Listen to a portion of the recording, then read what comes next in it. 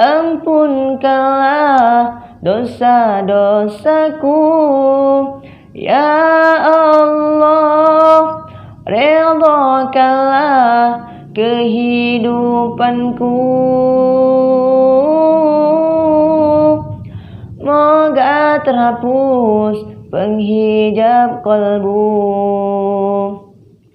antara kau dan aku.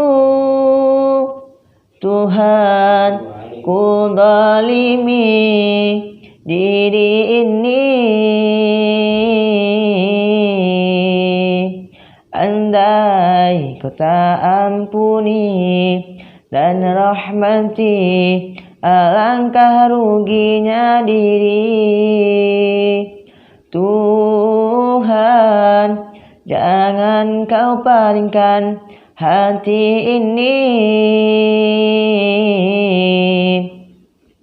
Setelah kau beri hidayah, sesungguhnya kau maha pengasih.